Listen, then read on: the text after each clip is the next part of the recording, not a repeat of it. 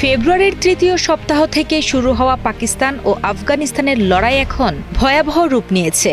ইসলামাবাদের মসজিদের আত্মঘাতী হামলা এবং বাজৌরে সেনা চৌকিতে হামলার জেরে রাজধানী কাবুল, কান্দাহার ও পাকতিকায় বিমান হামলা চালায় পাকিস্তান। পাল্টা জবাবে আফগানিস্তান ও পাকিস্তানের ৩টি শহরে ড্রোন হামলা সহ স্থল অভিযান চালিয়ে বেশ কিছু সেনা চৌকি দখলের দাবি করেছে। মূলত ১৮৯৩ সালের বিতর্কিত ডুরান্ডো লাইন সীমান্ত বিরোধ এবং টিটিপি জঙ্গিদের আশ্রয় দেওয়াকে কেন্দ্র করেই দুই দেশের দীর্ঘদিনের কূটনৈতিক সম্পর্ক এখন তলানিতে।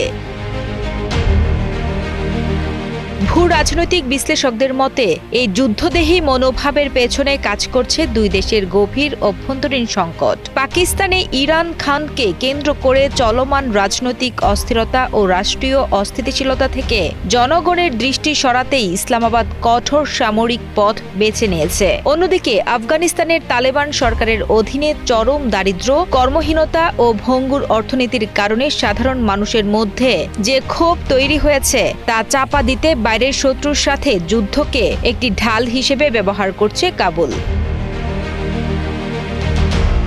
ভারতের সাথে আফগানিস্তানের ঘনিষ্ঠতাও পাকিস্তানের জন্য বড় অস্বস্তির কারণ হয়ে দাঁড়িয়েছে। যদিও দুই প্রতিবেশী দেশের মধ্যে শান্তি ফিরিয়ে আনতে অত্যন্ত ৬টি দেশ মধ্যস্থতার চেষ্টা চালিয়েছিল, কিন্তু সেই আলোচনা ব্যর্থ হওয়ায় সংঘাত এখন নিয়ন্ত্রণের বাইরে। বিশেষজ্ঞরা মনে করছেন, জাতীয়তাবাদের দোহাই দিয়ে অভ্যন্তরীণ ব্যর্থতা ঢাকতে দুই দেশের এই মরণপণ লড়াই শেষ পর্যন্ত পুরো দক্ষিণ এশিয়ার আঞ্চলিক নিরাপত্তাকে এক ভয়াবহ অনিশ্চয়তার মুখে ঠেলে দিচ্ছে।